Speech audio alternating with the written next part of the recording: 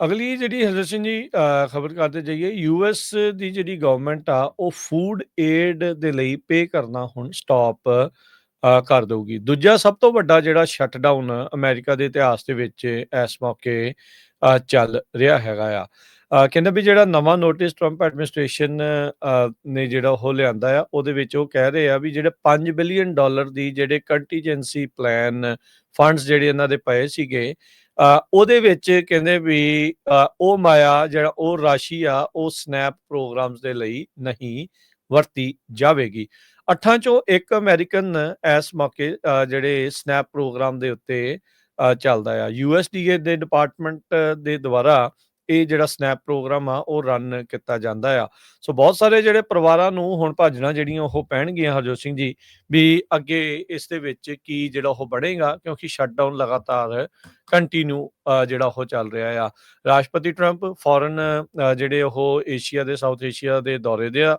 ਦੂਜੇ ਪਾਸੇ ਜਿਹੜੇ ਅਮਰੀਕਾ ਦੇ ਵਿੱਚ ਕੈਪੀਟਲ ਹਿੱਲ ਦੇ ਉੱਤੇ ਰਿਪਬਲਿਕਨਸ ਤੇ ਡੈਮੋਕ੍ਰੇਟਸ ਦੇ ਦਰਮਿਆਨ ਕੋਈ ਵੀ ਸਮਝੌਤਾ ਜਿਹੜਾ ਉਹ ਹੁੰਦਾ ਨਜ਼ਰ ਨਹੀਂ ਆ ਰਿਹਾ ਹੈਗਾ।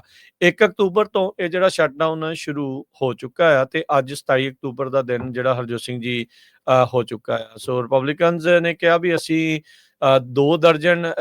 1 ਦਰਜਨ ਤੋਂ ਵੱਧ ਜਿਹੜੇ ਬਿੱਲ ਲਿਆਂਦੇ ਆ ਜਿਨ੍ਹਾਂ ਦੇ ਉੱਤੇ ਡੈਮੋਕ੍ਰੇਟਸ ਨੇ ਨਾ ਕੀਤੀ ਆ। ਡੈਮੋਕ੍ਰੇਟਸ ਕਹਿੰਦੇ ਵੀ ਜਿਹੜੇ ਰਿਪਬਲਿਕਨਸ ਆ ਇਹ ਸੀਰੀਅਸ ਨਹੀਂ ਆ। ਜਿਹੜੇ ਅਫੋਰਡੇਬਲ ਕੇਅਰ ਐਕਟ ਆ ਉਸ ਦੀਆਂ ਸਬਸਿਡੀਜ਼ ਨੂੰ ਇਹ ਟੋਟਲੀ ਬੰਦ ਜਿਹੜਾ ਉਹ ਕਰਨਾ ਚਾਹੁੰਦੇ ਆ ਤੇ ਉਹ ਇਸ ਨੂੰ ਬਰਕਰਾਰ ਰੱਖਣਾ ਜਿਹੜਾ ਉਹ ਚਾਹੁੰਦੇ ਆ। ਸੋ ਰਿਪਬਲਿਕਨਸ ਜਿਹੜੇ ਉਹ ਕਹਿ ਰਹੇ ਆ ਵੀ ਡੈਮੋਕ੍ਰੇਟ ਪਹਿਲੋਂ ਐਗਰੀ ਕਰਨ ਵੀ ਉਹ ਸਰਕਾਰ ਨੂੰ ਰੀਓਪਨ ਕਰਨਗੇ ਨੈਗੋਸ਼ੀਏਸ਼ਨ ਹੋਣ ਤੋਂ ਪਹਿਲਾਂ, ਤੇ ਡੈਮੋਕ੍ਰੇਟ ਜਿਹੜੇ ਆ ਉਹ ਕਹਿੰਦੇ ਆ ਵੀ ਨਹੀਂ, ਪਹਿਲੋਂ ਨੈਗੋਸ਼ੀਏਟ ਕਰੋ ਤੇ ਰੀਓਪਨ ਆਪਾਂ ਉਸ ਤੋਂ ਬਾਅਦ ਦੇ ਵਿੱਚ ਕਰਾਂਗੇ।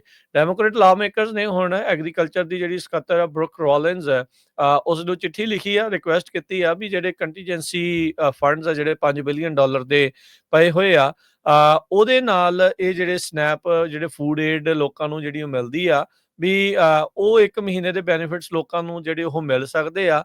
ਤੇ ਪਰ ਟਰੰਪ ਐਡਮਿਨਿਸਟ੍ਰੇਸ਼ਨ ਦਾ ਜਿਹੜਾ ਮੈਮੋ ਬੀਤੇ ਜਿਹੜਾ ਸ਼ੁੱਕਰਵਾਰ ਨੂੰ ਸਾਹਮਣੇ ਆਇਆ ਸੀ, ਉਹਨਾਂ ਨੇ ਕਿਹਾ ਵੀ ਕੰਟੀਜੈਂਸੀ ਜਿਹੜੇ ਫੰਡਸ ਆ ਉਹ ਲੀਗਲੀ ਅਵੇਲੇਬਲ ਹੀ ਨਹੀਂ ਹੈਗੇ ਰੈਗੂਲਰ ਬੈਨੀਫਿਟਸ ਨੂੰ ਜਿਹੜਾ ਉਹ ਕਵਰ ਕਰਨ ਦੇ ਲਈ। ਸੋ ਤੇ ਨਾਲ ਹੀ ਉਹਨਾਂ ਨੇ ਕਿਹਾ ਵੀ ਹੁਣ ਕਿਉਂਕਿ ਸਟਾਰਮ ਵੀ ਆ ਰਿਹਾ ਜਿੱਦਾਂ ਹਰੀਕੇਨ ਦੀ ਹਰਜੋਤ ਸਿੰਘ ਜੀ ਨੇ ਇਸ ਪ੍ਰੋਗਰਾਮ ਤੋਂ ਪਹਿਲਾਂ ਇਸ ਖਬਰ ਤੋਂ ਪਹਿਲਾਂ ਜਿਹੜੀ ਖਬਰ 'ਚ ਸ਼ੇਅਰ ਕੀਤਾ ਆ ਤੇ ਕਹਿੰਦੇ ਵੀ ਉਹਦੇ ਲਈ ਵੀ ਸਾਨੂੰ ਜਿਹੜੀ ਮਨੀ ਆ ਉਹ ਅਵੇਲੇਬਲ ਚਾਹੀਦੀ ਆ। ਸੋ ਲੋਕਾਂ ਦੇ ਲਈ ਇਸ ਟਾਈਮ ਖਾਸੀ ਜਿਹੜੀ ਮੁਸ਼ਕਿਲ ਆ ਉਹ ਬਣੀ ਪਈ ਆ। ਬਹੁਤ ਸਾਰੇ ਜਿਹੜੇ ਫੂਡ ਬੈਂਕ ਆ ਉੱਥੇ ਲੋਕਾਂ ਦੀਆਂ ਹੁਣ ਲੰਬੀਆਂ ਲਾਈਨਾਂ ਜਿਹੜੀਆਂ ਉਹ ਲੱਗ ਰਹੀਆਂ ਆ ਤਾਂ ਜੋ ਲੋਕਾਂ ਨੂੰ ਉੱਥੋਂ ਫੂਡ ਜਿਹੜੇ ਉਹ ਗਰੋਸਰੀਜ਼ ਆ ਉਹ ਫ੍ਰੀ ਦੇ ਵਿੱਚ ਜਿਹੜੀਆਂ ਉਹ ਮਿਲ ਸਕਣ।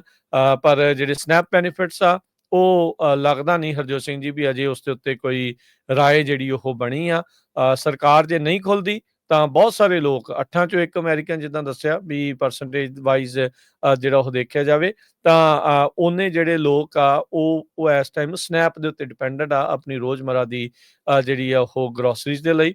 ਤੇ ਜੇ ਸਨੈਪ ਦੇ ਪ੍ਰੋਗਰਾਮ ਬੰਦ ਹੁੰਦੇ ਆ ਤਾਂ ਸਥਿਤੀ ਉਹਨਾਂ ਦੇ ਲਈ ਖਾਸੀ ਮਾੜੀ ਜਿਹੜੀ ਉਹ ਬਣ ਸਕਦੀ ਹੈਗੀ।